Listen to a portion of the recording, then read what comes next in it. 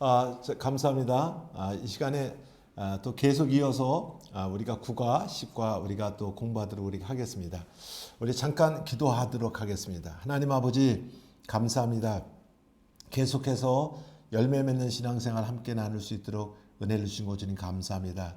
아주 축복의 시간, 아주 소중한 시간으로 하나님 축복해 주실 줄로 믿습니다. 예수님의 이름 들었습니다. 아멘. 자, 하나님 말씀 한 구절 읽겠습니다. 요한복음 15장 1절부터 6절까지입니다. 내가 참 포도나무에 내 아버지는 그 농부라. 물은 내게 있어 과실을 맺지 아니하는 가지는 아버지께 이를 제해 버리시고 무릇 과실을 맺는 가지는 이 과실을 맺게 하려 이를 깨끗게 하시느니라. 너희는 내가 일러준 말로 이미 깨끗하였으니 내 안에 거하라. 나도 너희 안에 거하리라. 가지가 포도나무에 붙어 있지 않으면 절로 과실을 맺을 수 없음 같이 너희도 내 안에 있지 않으면 그러하리라. 나는 포도나무에 너희는 가지니 저가 내 안에 내가 저 안에 있으면 이 사람은 과실을 많이 맺나니 나를 떠나서 너희가 아무것도 할 수 없습니다. 사람이 내 안에 거하지 않으면 가지처럼 밖에 버려 말라지나니 사람들이 이것을 모아다가 불에 던져 사르느니라. 아멘. 자, 오늘 우리는 하나님의 우리가 열매 맺는 신앙생활 우리 계속 이어서 우리 할 수 있도록 그렇게 하겠습니다. 우리 신앙생활은요, 우리가 열매 맺는 이런 신앙의 모습을 우리가 취하고 있습니다. 여기 보면 열매 맺는 신앙생활은 포도나무로 신앙생활의 절대적인 가치인 동시에 하나님께 우리에게 절대적으로 원하시는 삶이라 말씀하고 계신다.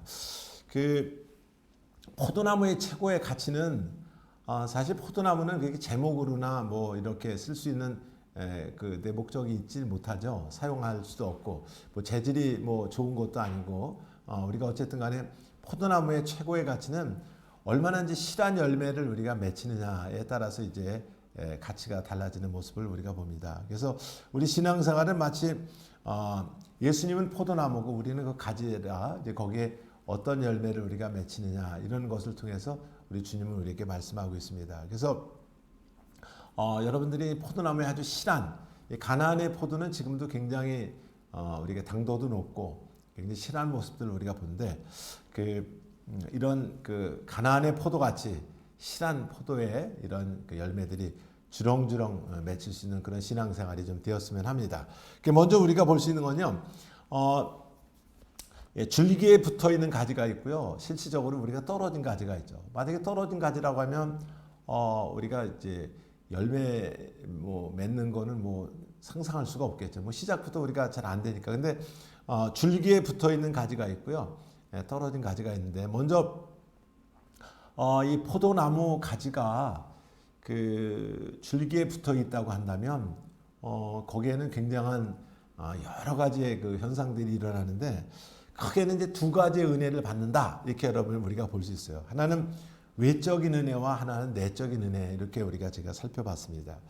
외적인 은혜는 보통 이제 우리가 포도나무에 붙어 있으면 햇빛 오죠. 좋은 햇빛 있죠. 또 좋은 공기, 또 수분이나 이런 것들도 이제 외부에서 오는 부분도 없잖아요, 있겠죠. 또 벌, 나비 이런 것들 외적으로 우리가 특별히 이제 농사를 짓는 분들을 보면 햇빛과 이런 당도라든가 풍성한 결실과는 굉장히 비례되는 모습도 우리가 보여주고 있죠.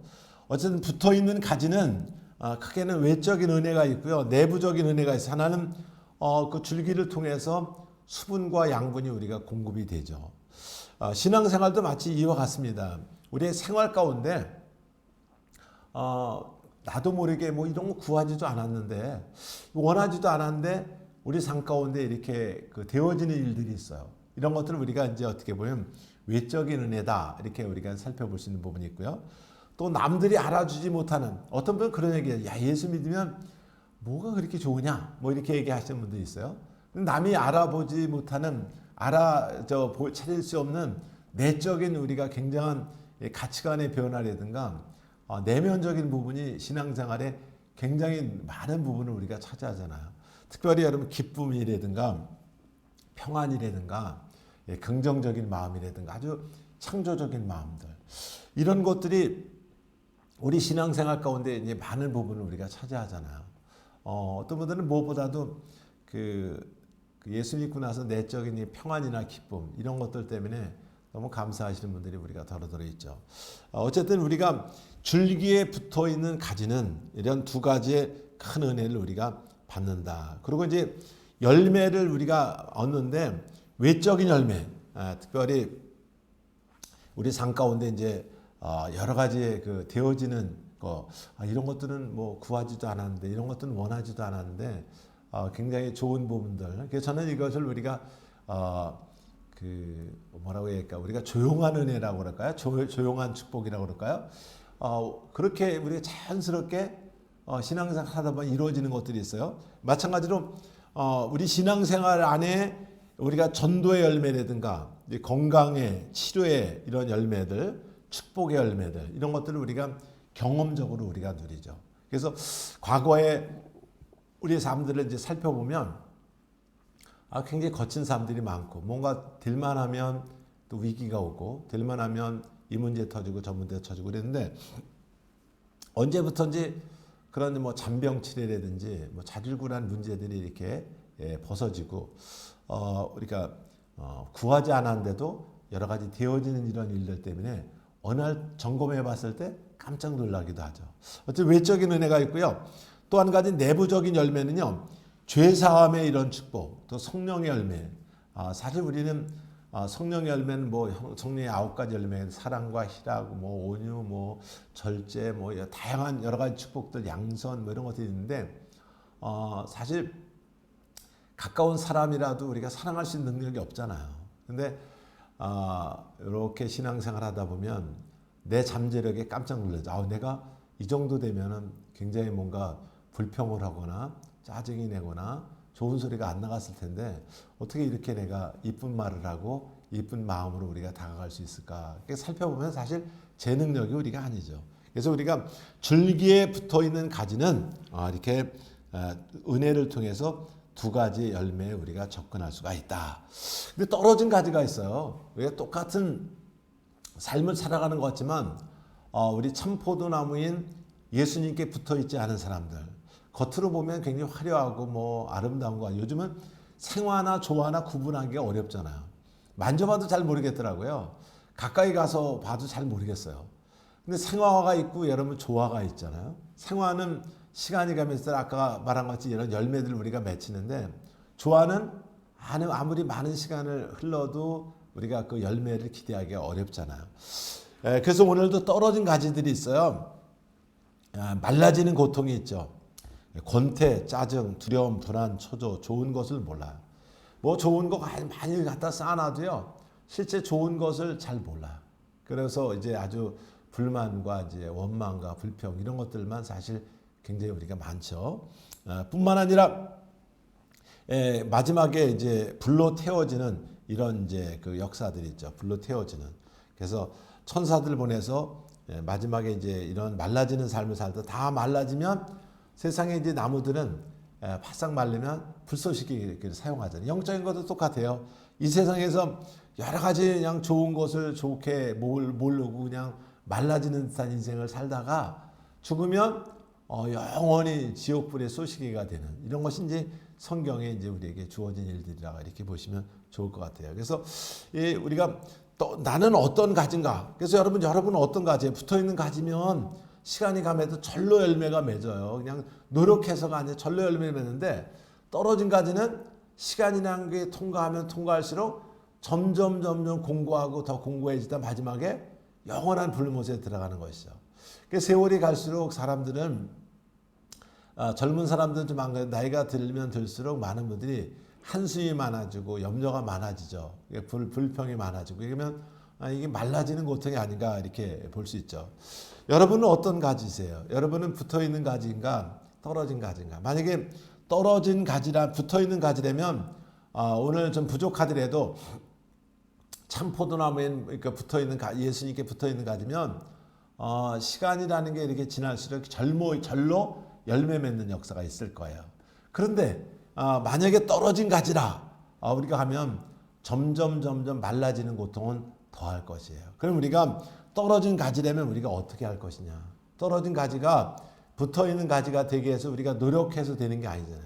가지가 뭐 일어나서 벌떡 일어나서 걸어가서 우리가 붙을 수가 없죠. 근데 우리가 사람들에게는 하나님의 큰 은혜를 우리에게 주셨어요. 바로 믿음을 통해서 예수님을 초청해서 영접을 하면 예수님 말씀에 순종해 나가면 그 각양의 아름다운 열매들을 절로 맺혀지는 역사가 있습니다. 그래서 요한계시록 3장 20절에 보면 내가 문 밖에 서서 두드리노니 누구든 내 음성을 듣고 문을 열면 내가 그에게로 들어가 그로 더불어 먹고 그는 나로 더불어 먹으리라. 주님은 이렇게 말씀하고 있어요. 그래서 오늘도 주님은 이런 경우를 통해 우리 문을 두드리고 있어요. 야, 내가 안에서 문을 열어야 내가 들어갈 수 있다.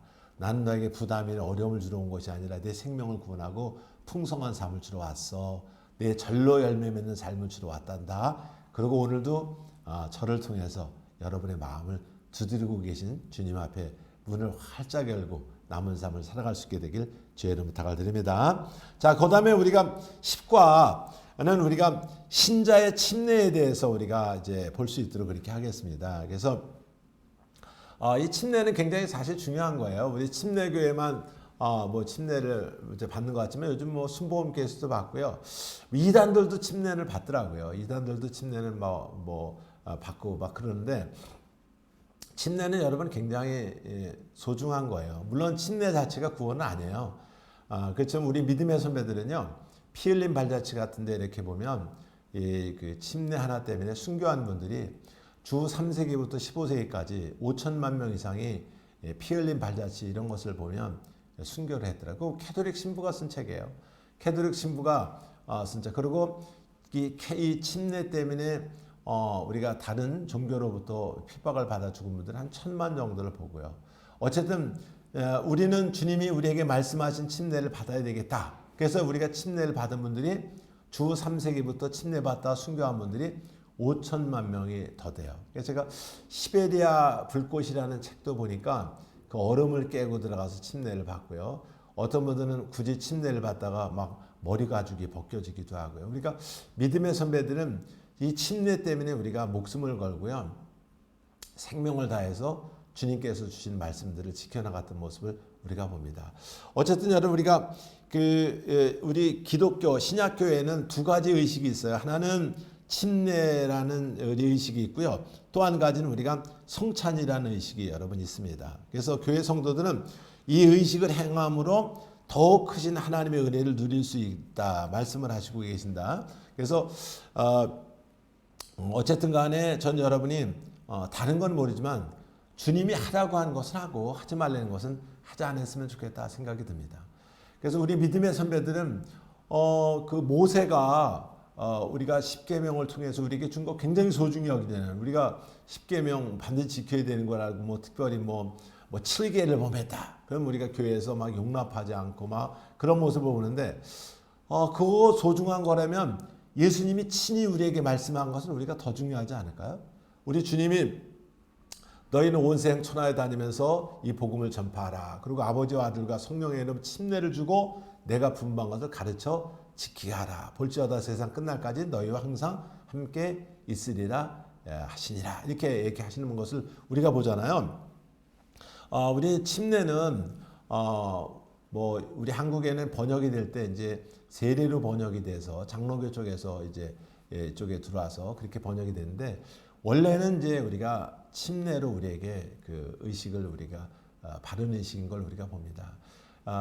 그래서 우리가 이제 캐톨릭 같은 데서는 이제 또 이제 좀 다르게 보기도 하고 또 이제 장로교 쪽에서는 이제 그쪽에 영세라고 하죠. 또 세례를 보기도 하고 또 이제 뭐 어느 분들은 세례 받는데 많은 시간이나 여건을 통해서 우리가 꼭 그 절차 안에 절차가 부담스러워 하시는 분들도 더러더러 있더라고요. 근데 그런 것은 성경적인 것 같지는 않아요. 그래서 우리는 침례에 대해서 성경에서 뭐라고 말씀하는가 그걸 우리가 살펴보는 건 중요합니다. 그래서 우리가 침례 정의를 우리가 보면 침례란 뭐냐? 우리가 침수시키다, 물속에 담그다, 씻어 정결하게 한다 그런 뜻인데 이제 낱말의 뜻은 그렇고요. 그다음에 우리가 침례의 성서적인 정의는 침례란 그리스도의 죽음과 연합함, 침례는 그리스도의 장사 지내심과 연합함, 침례는 그리스도의 부활과 연합함. 그래서 그 로마서 6장 같은 데는 우리가 이제 잘 말씀해주고 있죠. 그래서 주님과 연합해서 딱 물 속에 들어가는 거는 그 우리가 죽음을 상징하는 것이고요. 또 이제 그래서 죽음과 연합해서 장사 지낸다 그런 뜻. 그다음에 올라올 때는 주님과 부활해서 연합해서 다시 나오는. 그래서 그 물 속에 그래서 초대 교회도 보면 우리가 침례를 받을 때 이런 이렇게 소복 같이 있잖아요. 이렇게 죽음을 상징하는 이런 것을 입고 우리가 이제 침례를 받았다고 그래요. 그래서 이제 받고 이제 들어가서 가장 무덤과 가깝잖아요. 물 속에 들어갔다가 주님과 연합해서 물 속에 들어갔다가 또 주님과 연합해서 다시 이제 부활에 연합된 자로 이렇게 드러나는 거. 그래서 우리가 침례의 정의는 어떻게 보면 연합적인 의미로 보면 좋아요. 죽음에 대해서 연합, 부활에 대해서 연합, 장사에 대해서 연합 이런 측면으로 여러분 보시면 좋을 것 같고요. 자, 누가 받을 것인가? 예수님의 제자가 된 사람 누구나 받을 수 있다. 단 죄에 대해서 회개와 대속의 은혜가 무엇인지 분별 고백할 수 있는 사람이면 될 것이다. 우리는 몇 달 동안 뭐 받고 이런 것들은 우리가 성서적인 건 아닌 것 같아요. 물론 이제 그 원만함을 이루기 위해서 그런 절차를 우리가 두는 건 이렇게 나쁘다고 생각하진 않지만 예수님의 제자가 된 사람은 누구나 받을 수 있는 것 같아요. 우리가 사도행전 8장에도 보면 빌립이 그 사마리아 그 교회에 가서 굉장히 그 사마리아 성에 가서 복음을 전하니까 막 안진뱅이가 일어나고 막 귀신이 떠나고 굉장한 역사가 일어났어요. 근데 성령께서 광야로 내려가라 그러죠. 그래서 성령의 음성을 광야로 내려가니까 저기 지금은 에티오피아죠. 거기 간다케 국고를 맡고 있는 지금은 재무부 장관 정도 되는 사람이 아마 성지에 와서 이제 참배를 하고 예배를 드리고 내려가다가 근데 그분이가 복음을 전해야 되는 거 가서 보니까 이사야서를 읽고 있었던 것 같아요. 야, 내가 그것들 읽고 있는 것 깨달음이 있느냐? 무슨 뜻인지 아냐? 잘 모르겠는데요. 그래서 거기에 복음을 쭉 설명해주고 이제 침례까지 얘기하게 됐나 봐요. 그래서 물이 있음에 우리가 침례를 이제 거기서 받겠다고 하니까 빌립이 거기서 즉시 예수님을 영접한 구스내시를 위해서 거기서 이제 침례를 우리가 주는 모습을 우리가 봅니다. 그렇지만 단 죄에 대해서 회개가 뭐고 대속의 은혜가 무엇인지 분별할 수 있는 사람이면 우리가 침례를 주는 것이 우리가 마땅하지 않나. 자, 우리가 침례, 베프티즘, 어원이 1차적으로 침수시킨다는 뜻을 얘기를 한다. 침례 준다는 것은 동사와 함께 사용된 전치사들이 모두 침례 의식을 지지한다. 기독교적인 침례 이전의 유대인의 개종식도 침수례였다. 그래서 이런 모습들로 우리가 이제 이해를 하시면 우리가 좋을 것 같고요. 계속해서 누가 받을 것이냐? 침례만이 그리스도의 죽음, 장사 지내심, 부활 사건의 연합을 올바르게 표현한다. 성지순례 보니까 이쪽에서 들어와서 둥그렇게 거기 침례 받고 이쪽에 나가게끔. 예수님도 이제 침수 침례를 우리가 받으셨던 모습을 우리가 봅니다. 그래서 침례 자체는 구원은 안 해요. 그렇지만 침례를 통해서 주님이 우리에게 말씀하신 거기 때문에 우리는 작은 것도 놓치지 않겠다고 하는 이런 분들은 우리가 세례를 받으신 분들도 제가 침례 받으면 좋겠다 좀 생각이 듭니다. 그렇지만 여러분 의지에 따라서 하세요. 너무 억지로나 이렇게 강요된 모습을 하는 것은 제가 볼 땐 바람직하지 않겠다고 생각이 들고요. 자, 그래서 어쨌든 신약 성교의 초대교회 그 성례의 보편적인 형태는 우리가 침례였던 것을 우리가 볼 수 있고요. 자, 침례의 목적은 중생한 성도들의 신앙의 고백으로서 했어요. 우리가 그래서 이들을 이제 역사적으로 아나바티스트라고 얘기했는데 재침례교도라. 어렸을 때 대부분 영세를 우리가 받잖아요. 유아 침례를 우리가 받는다. 유아 세례 같은 거 받잖아요. 근데 예수님 알고 나니까 우리가 예수님 믿고 난 사람들에게 침례를 받으라고 했으니까 그들이 이제 나는 주님의 주님을 알고 주님의 명령에 순종하겠다. 그래서 그들이 이제 침례를 받았어요.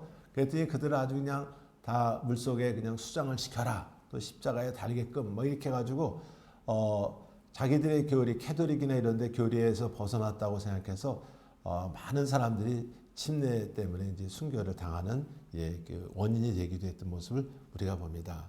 그래서 중생한 성도는 신앙의 고백으로서 내가 주님과 연합해서 죽으심과 부활하심이 연합한다. 그런 의미로서 우리가 침례를 받았고요. 또 주님의 명령에 대한 순종. 모세가 명한 명령도 우리가 다 순종하는데 하물며 우리가 이제 주님이 마지막 유언으로 주신 말씀을 어찌 내가 순종하지 않을 수가 있겠느냐. 그래서 이제 침례를 순종의 표로. 그다음 예수 그리스도 사도들은 모본을 따라서 이제 했어요. 그래서 그다음에 우리가 하나님의 의를 이름으로 말미암아 하나님의 의를 이루는 거죠. 그 침례 요한이 이제 예수님이 요단강에 침례를 받을 때 예수님께서 요한이 그랬죠. 내가 당신한테 침례를 받아야 되는데 무슨 뜻입니까? 말도 안 됩니다. 그때 아니다 이렇게 하면 하나님의 의를 이루는 것이다. 그러면서 이제 침례를 받을 때 하늘에서 음성이 들려오죠. 이는 내 사랑하는 아들이여 내 기뻐하는 자라. 그래서 너희는 저의 말을 들으라. 그래서 이제 침례를 받죠. 뿐만 아니라 이제 몸의 부활에 대한 소망을 나타내기 위해서 우리가 이제 침례를 받기도 합니다. 그래서 우리 모든 분들은 주님의 작은 거 우리가 놓치지 않고요.